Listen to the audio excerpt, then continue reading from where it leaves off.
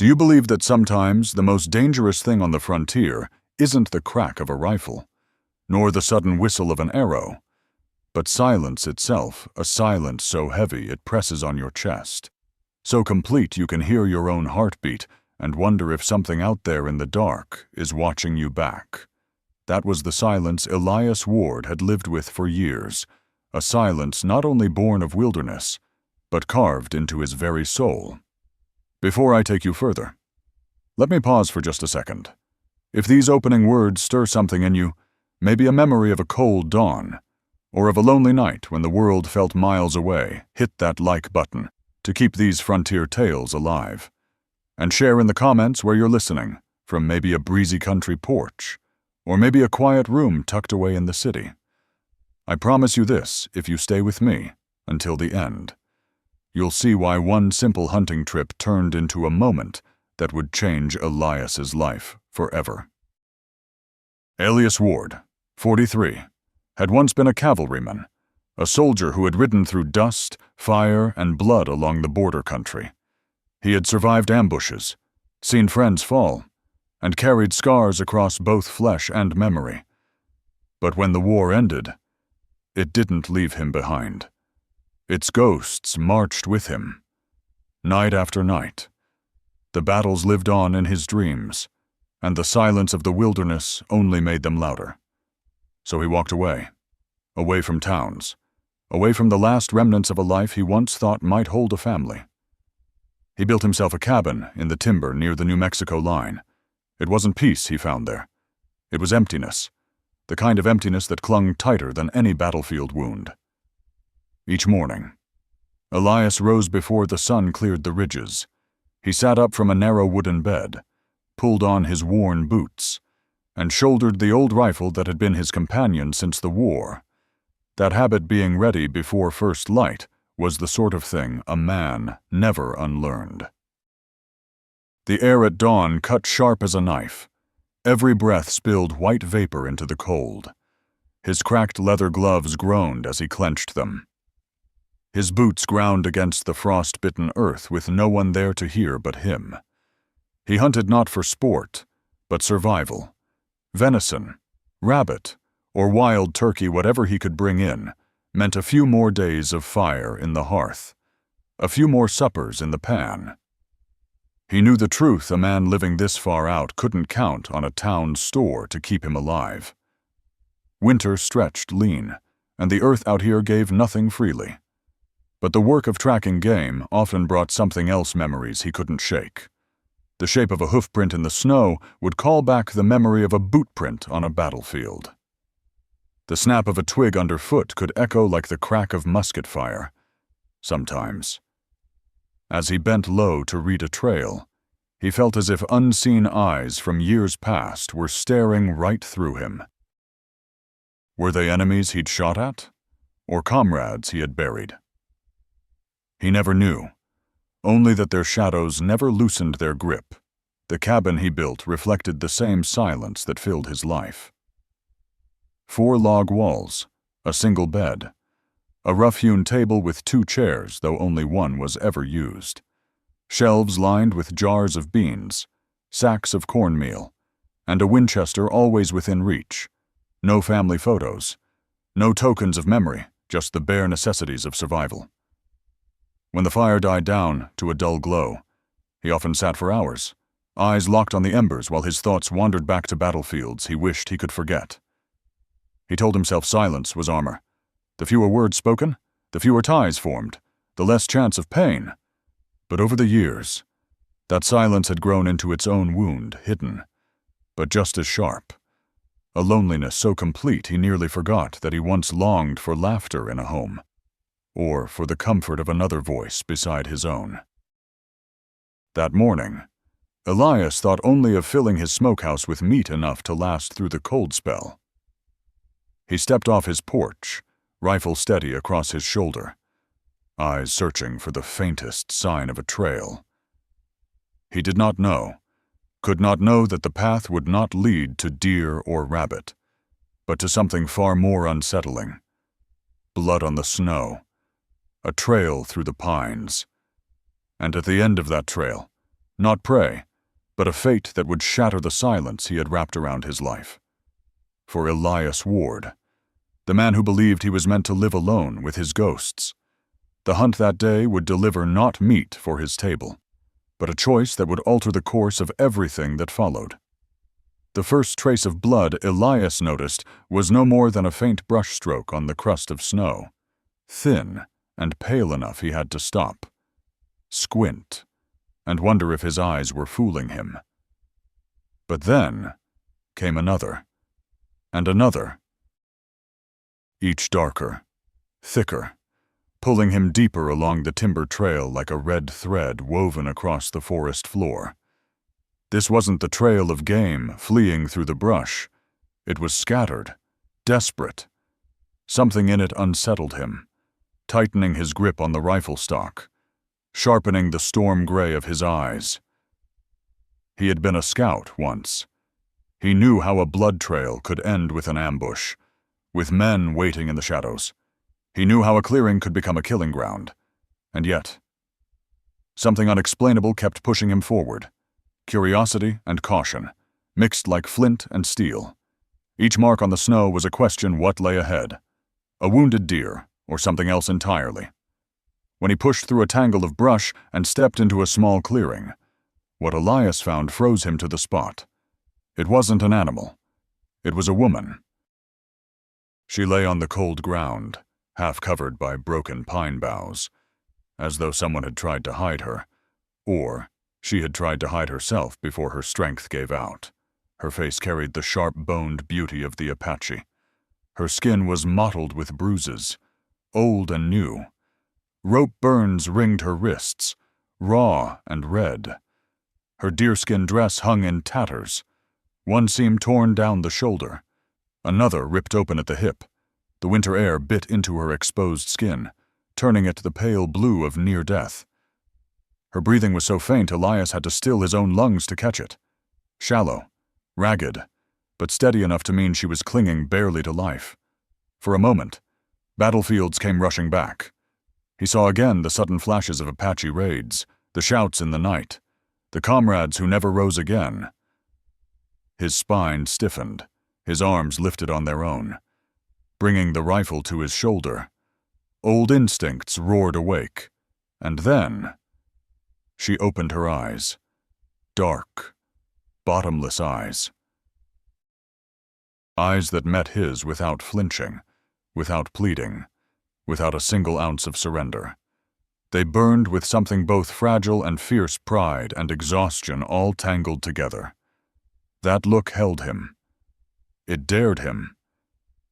If he meant to shoot, then let him shoot. The calm defiance in it stopped his finger cold on the trigger. Slowly, deliberately. Elias lowered the barrel. The only sound was the whisper of wind through pine. His mind spun. Who was she? Why was she here, broken and abandoned? Had she been cast out? Had she escaped? Was someone hunting her? Even now, he crouched beside her, each movement cautious, like a man easing close to a wounded animal that might still lash out. Gently, he brushed the pine branches away. What he saw made his jaw clench tight.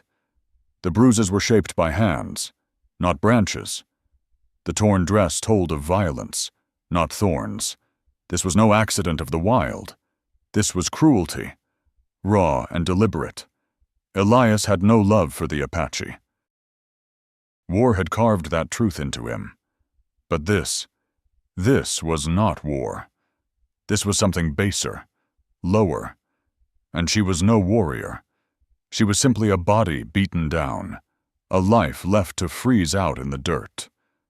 For one brief, brutal moment, he considered walking away.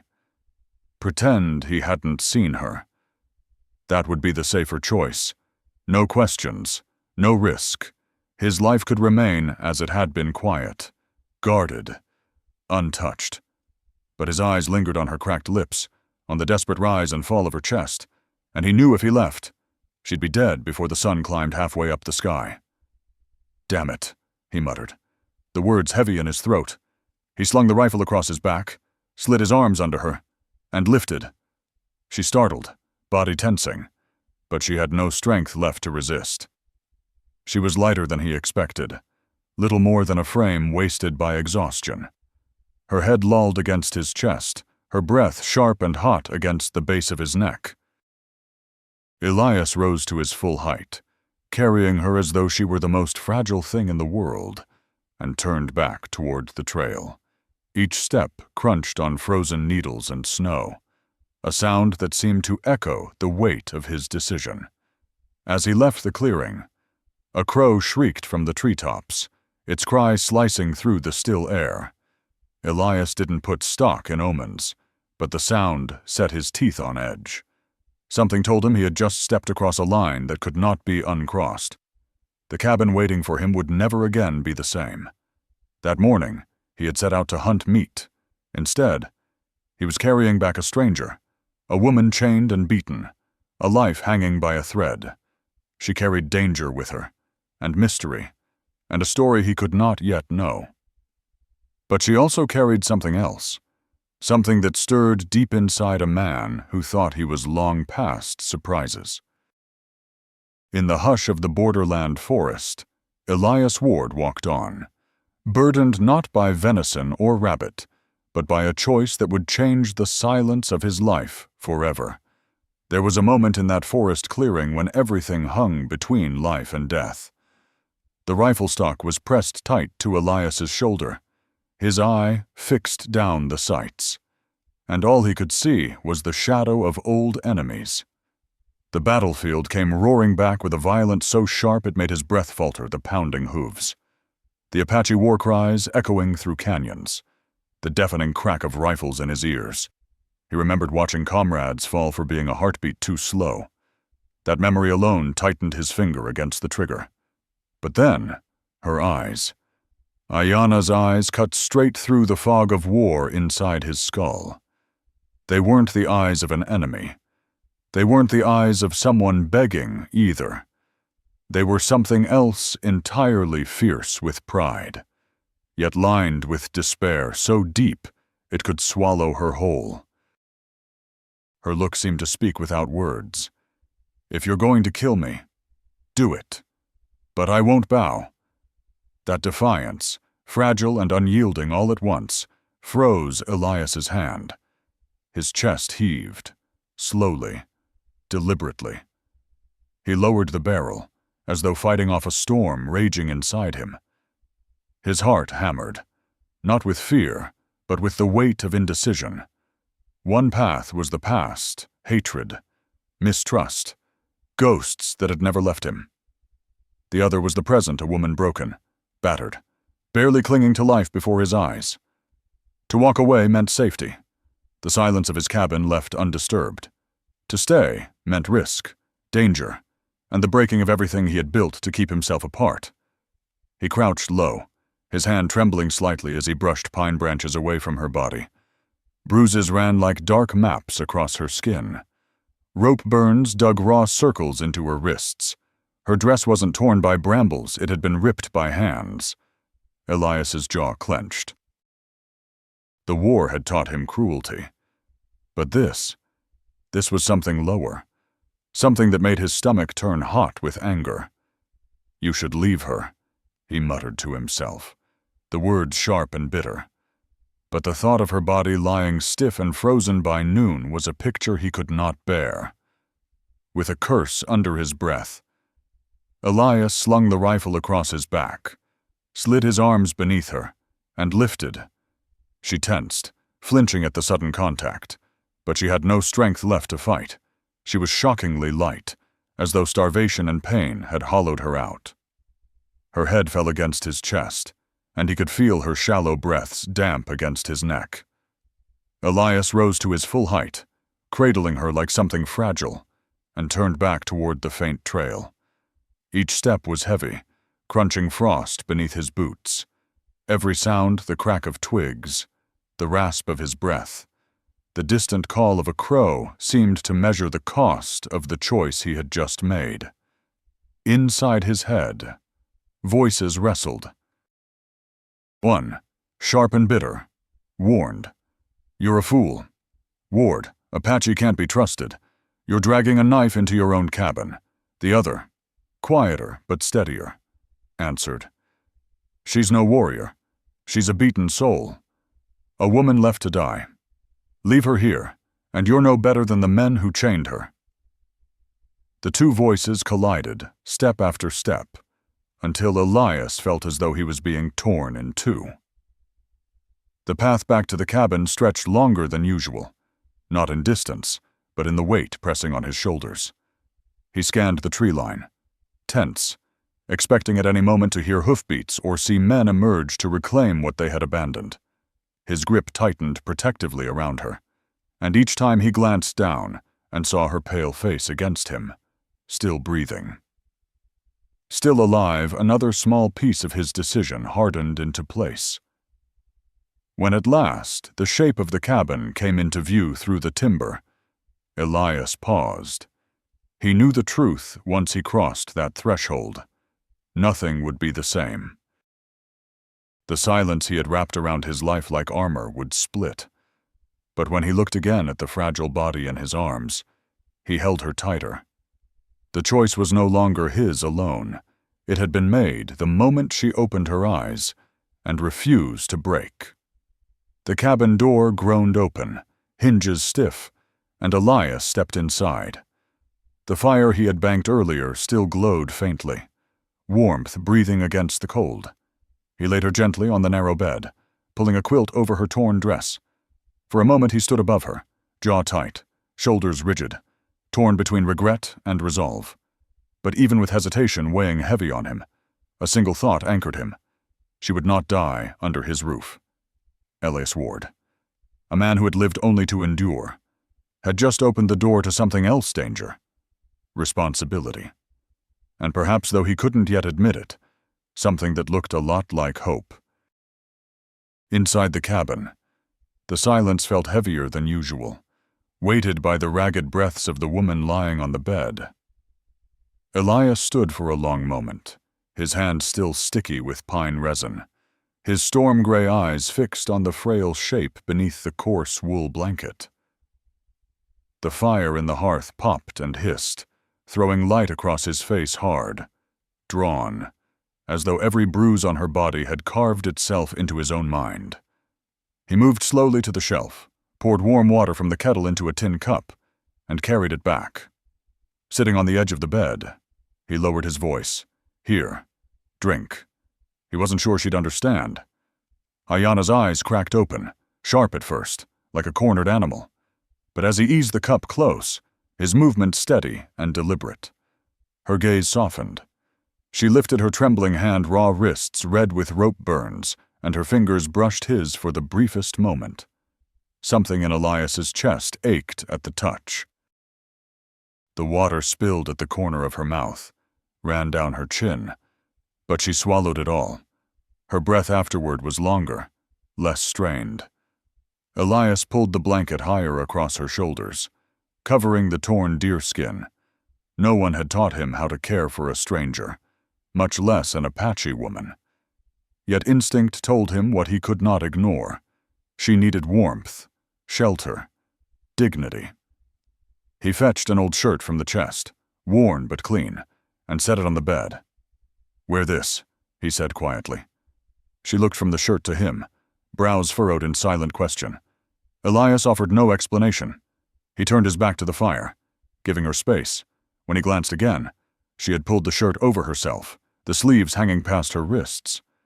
Her shoulders sat straighter, no longer bare under the firelight. That simple cloth gave back a small piece of dignity. From a battered tin box, Elias gathered what little medicine he had, strips of cloth, a small jar of salve. He sat at the bedside and reached out, stopping short, waiting for her eyes to meet his. For a heartbeat she hesitated, body taut as a bowstring. Then she exhaled, laying her wrist in his palm. He worked gently, dabbing the raw skin, winding the cloth slow and careful, knotting it so it wouldn't cut. She flinched once, but she did not pull away. Night fell. Aiyana lay still, eyes fixed on the low rafters, the firelight flickering across her face. Elias settled into the chair by the hearth, rifle leaning against the wall within reach. He expected no words, but then, in a voice cracked and halting, she whispered, "Water." "Thanks." Her English was broken, heavy, but Elias understood. He lifted his head, studied her, and for the first time saw not just suspicion in her gaze, but a fragile thread of trust. He gave a short nod. Yeah. By morning, he cooked what little he had beans softened in the pot, a piece of dry bread. He carried the pan to her, set it within reach. She looked at the food, hesitant, then took small bites, chewing slowly. Elias watched the sharp lines of her hollow cheeks, the way each swallow seemed to cost her strength. When she finished, her eyes flicked up at him, and she forced a single word. Good. The syllable was clumsy, but enough to tie a thread between them. Elias wasn't a man of words. But when she pointed at the cup and stammered, "Water," he answered. "Right." She repeated it, clearer this time. Just one word. But in that cabin it sounded louder than the crackle of fire or the howl of wind outside. Those first days were filled with worry and quiet compassion. Elias feared the men who had left her might return. He doubted his cabin could withstand what might come. Yet beneath all the caution was something he hadn't felt in years, concern. Not for himself, but for another. Every time he changed her bandages, every time he placed a blanket over her, he felt it. And each time she shaped another clumsy English word, he saw life seeping back into her. Not just breath, but dignity. Stolen once and now slowly reclaimed. In the stillness of the frontier, Elias's cabin was no longer just a shelter for a solitary man. It was becoming the first true refuge for a soul the world had tried to extinguish. In the days that followed, the small cabin on the mountainside began to carry a different rhythm. It was no longer the thick, suffocating silence of a man alone, but a quieter music, broken words, hesitant gestures, glances given and returned. Elias had never been a talkative man, yet somehow Aiyana drew words out of him. In the mornings, while he stirred beans in the pot, she sat near the hearth, pointed at a wooden bowl, and slowly said, "Bowl." Her voice was low, halting, her tongue catching at the end of the word. Elias answered simply, "That's right." She repeated it, clearer this time, and a flicker of satisfaction lit her eyes. Just one word, but it felt like the first brick laid across the gulf that had separated them. Sometimes the lessons went the other way. Aiyana would point to the comb on the table and whisper its Apache name. Elias repeated it, stiff and clumsy, and she let out the faintest laugh, soft, fleeting, but real. That sound startled him more than he cared to admit. He hadn't heard laughter in this cabin for years. It felt as though a long-locked door had creaked open. Language wasn't the only bridge. They began to share the work of living. Elias showed her how to stir the beans, how to add salt, how to keep the fire steady with smaller logs. She ground corn into meal, her hands still shaky but more determined with each try. When she spilled flour across the table, Elias simply handed her a cloth, saying nothing.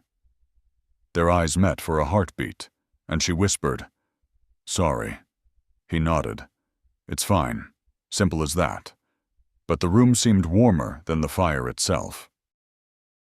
In the afternoons, when Elias split wood outside, Aiyana often stood in the doorway, leaning against the frame.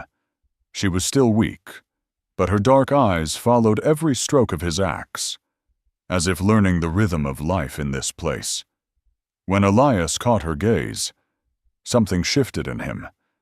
She was no longer a burden, no longer just a risk. She was presence, something he hadn't realized he'd been starving for. Once, when she tried to walk the length of the room, her knees gave way. Elias was at her side in an instant, his arm firm around her waist. She stiffened, breath sharp, but didn't pull back. Their eyes met close, steady, and in that instant her suspicion gave way to trust. He let her go as soon as she was steady, yet the silence between them no longer felt heavy. It was full, alive with things unspoken. At night, she sat near the fire while Elias sharpened his knife, the rasp of steel on stone filling the cabin. She pointed at objects one by one: fire, table, knife. Each time she got it right. He gave a short nod. Each time, he felt something stir inside him that he hadn't allowed in years. She knew it. Too, sometimes she let the corner of her mouth curl into the smallest smile. For Elias, that smile had more warmth than any fire. One evening, with only the firelight flickering between them, Aiyana whispered, "You, safe." Elias looked up. Her words were broken, but the meaning was clear. "Here, I feel safe." And in that moment, Elias realized he no longer lived alone. Trust doesn't arrive all at once. It comes in fragments. One nod, one word, one bowl of beans shared between two people. But for a man who had lived too long in silence, those fragments were enough to bind. The cabin, once filled only with the whistle of wind through cracks in the logs, now carried the sound of halting words, soft laughter, and tentative footsteps. One day, when Elias came in with an armful of wood, he found his old shirt, the one he'd given her, folded neatly on a chair. Beside it lay a square of coarse cloth with clumsy but careful stitches. She had been sewing, trying to give something back to the home that sheltered her. Elias touched the fabric gently, and in that moment, he understood the message, "I belong here too." From then on, the cabin was no longer only the refuge of a soldier who had turned his back on the world. It became a home for two, a place where trust grew in the smallest of ways, where bruises healed and dignity returned. And for Elias, that was something both strange and comforting, because for the first time in years, his heart no longer felt empty. Winter had not yet loosened its grip when another kind of threat arrived. That morning, Elias was in the yard, splitting wood, his axe striking clean and steady. Aiyana stood in the doorway, folding a piece of cloth she had been stitching. The air was quiet, almost peaceful, until they both heard it hoofbeats rolling down from the ridge. At first faint, then louder, pounding closer, too many to mistake. Elias straightened, hand gripping the axe handle as though it were already a rifle. He set the axe aside, stepped onto the porch, eyes narrowing. 3 riders broke from the tree line, snow dust rising in their wake. Elias recognized them instantly, rough faces, eyes too familiar with the look of prey. One reined in, his voice cutting through the cold ward. "We know you've got her. That girl ain't yours. Hand her back." Elias felt his heartbeat slam once in his chest, but when he spoke, his tone was flat, calm as stone. "Told you before. Nobody here for you to take." Another urged his horse forward, lips twisting into a grin. "Don't play dumb, cowboy. Word's all over town. Folks saw you carry someone out of those hills. She's property, and you don't want this fight." Inside the cabin, Aiyana froze, fingers tight around the doorframe. The word property landed like a knife. She trembled, not with fear, but with fury. Elias caught her shadow behind him and turned back to the men, his gray eyes cold as steel. "She's no man's property. And if you think to cross this porch, try me." The air went still. Wind hissed through the eaves. One rider's hand hovered close to the butt of his revolver. Elias shifted his weight. Ready. One wrong twitch and the valley would ring with gunfire. For a long moment, no one moved. Then one man barked out a laugh, harsh and thin. "Not worth it. Not today. But we'll be back. And when we do, Ward, you'll regret it." The 3 wheeled their horses and thundered back into the pines, leaving only churned snow and the smell of danger behind. Elias stood rooted until the hoofbeats faded, then lowered his rifle. When he turned, Aiyana was still at the door, eyes wide, breath unsteady but resolute. "They come back," she said, her English broken but sharp as a blade. Elias nodded, voice low. "Maybe. But next time, they won't find it easy." That night, the cabin carried no peace. The wind outside sounded like whispers of warning. Elias sat at the table cleaning his rifle, each motion deliberate. Across from him, Aiyana watched, her hands resting on the scars at her wrists. At last she spoke, voice halting but firm. "Teach me." Elias raised a brow. "You sure?" She nodded, steady despite the tremor in her voice. "If men come, I not hide, I fight." The words were jagged, but the meaning was clear. Worry rose in Elias's chest. A rifle was no small thing. To teach her meant pulling her into the same world of violence he'd tried to leave behind. But when he looked at her, he saw a fire that even chains and cruelty hadn't extinguished. She wasn't asking from pride. She was asking to stand beside him. The next morning, he led her outside to the clearing near the corral. Frost still clung to the ground, their breaths hanging white in the air. Elias placed the rifle in her hands. It dwarfed her frame, heavy and awkward, but she gripped it as if she were holding her own freedom. "Stand like this." He shifted her feet wider, guided her elbow in, steadied the stock against her shoulder. She stiffened at his touch, then drew a breath and held firm. Aim. Breathe. Squeeze. The rifle cracked, echoing through the trees. The bullet struck dirt far wide of the stump he had pointed to. Aiyana flinched, her shoulder jolted, but she didn't let go. Elias gave one curt nod. Again. The second shot missed, so did the third, but the fourth splintered bark from the side of the stump, wood flying sharp into the air. Aiyana's eyes widened. She turned to him, her face breaking into the first true smile he had seen there, a small thing, but bright as firelight. "Better," she said, proud despite the tremor in her voice. Elias answered only with a nod, but inside he knew something had shifted. From now on, they wouldn't just share the cabin, they would share the danger.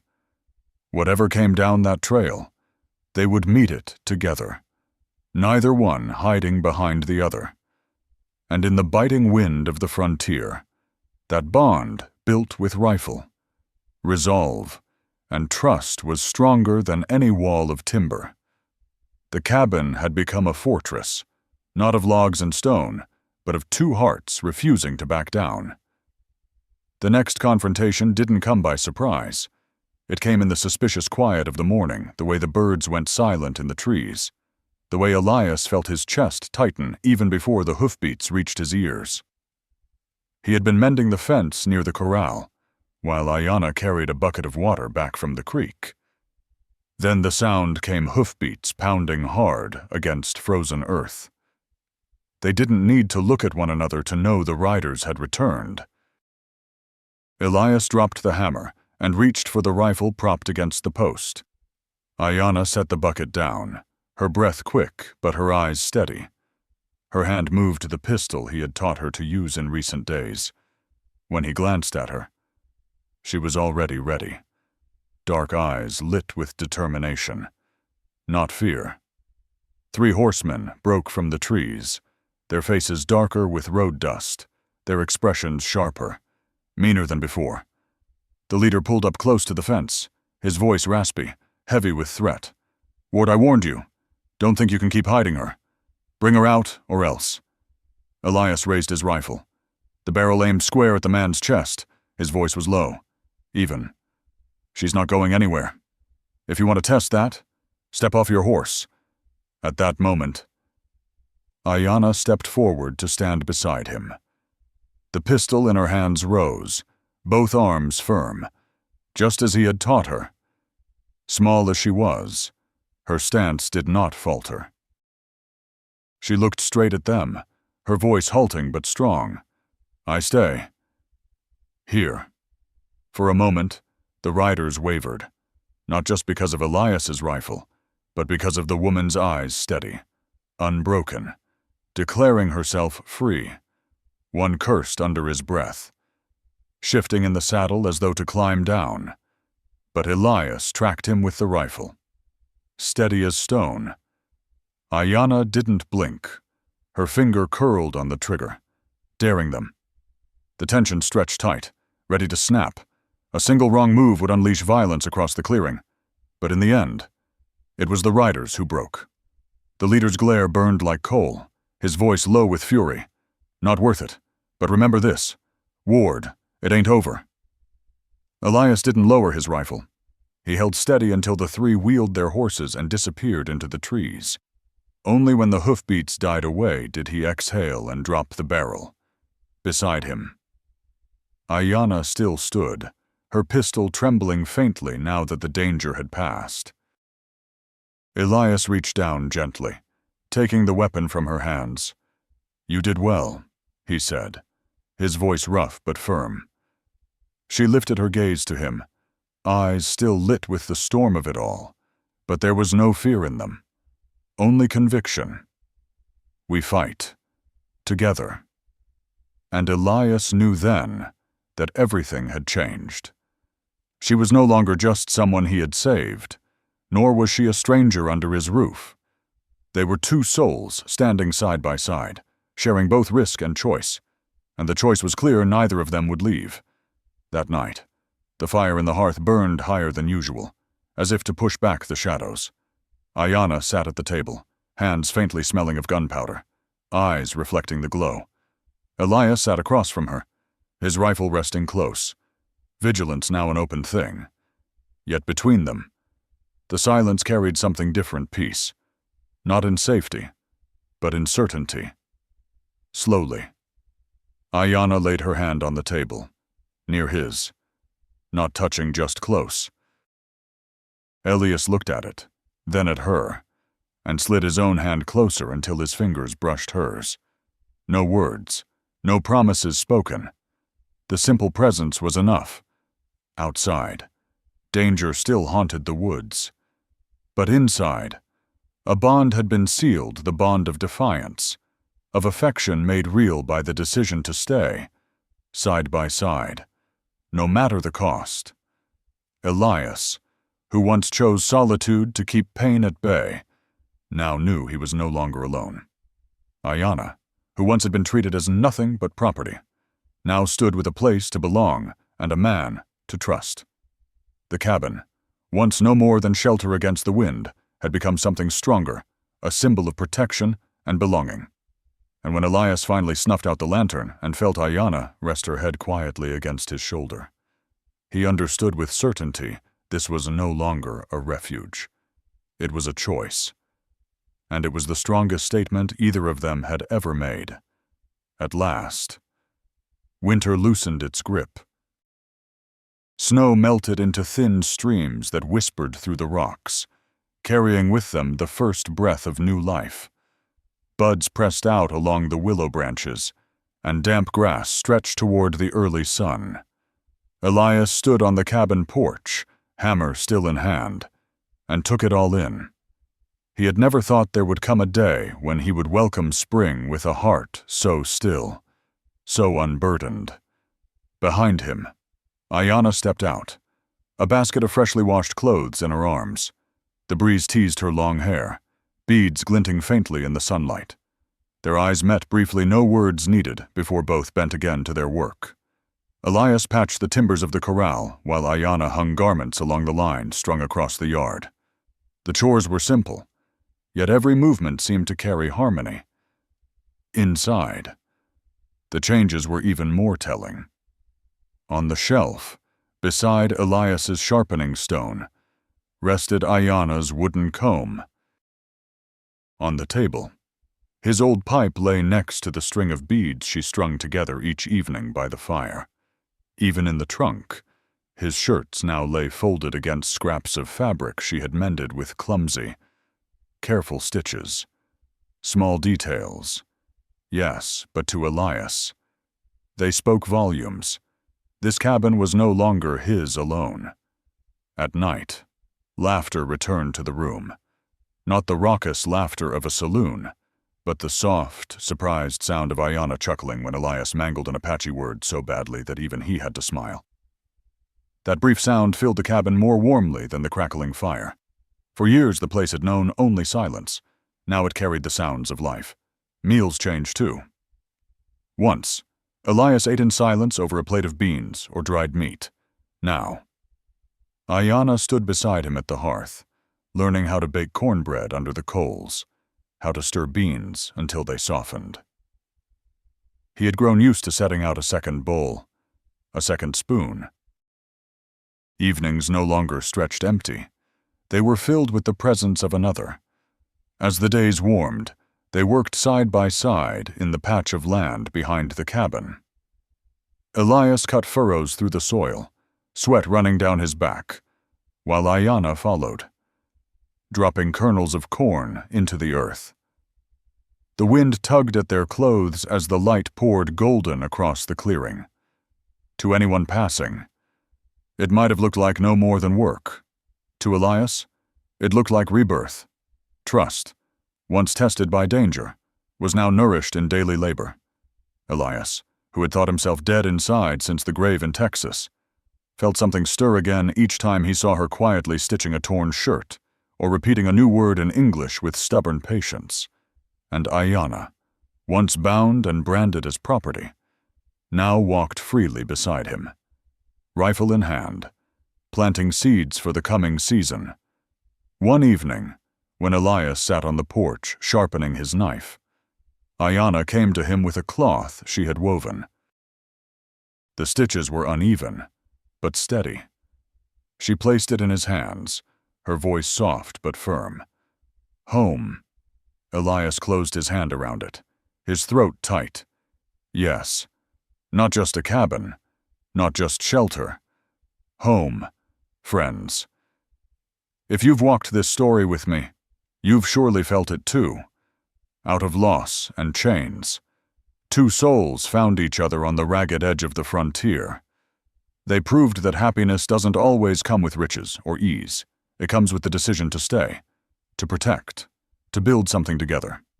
And now, a question lingers: what should come next for Elias and Aiyana?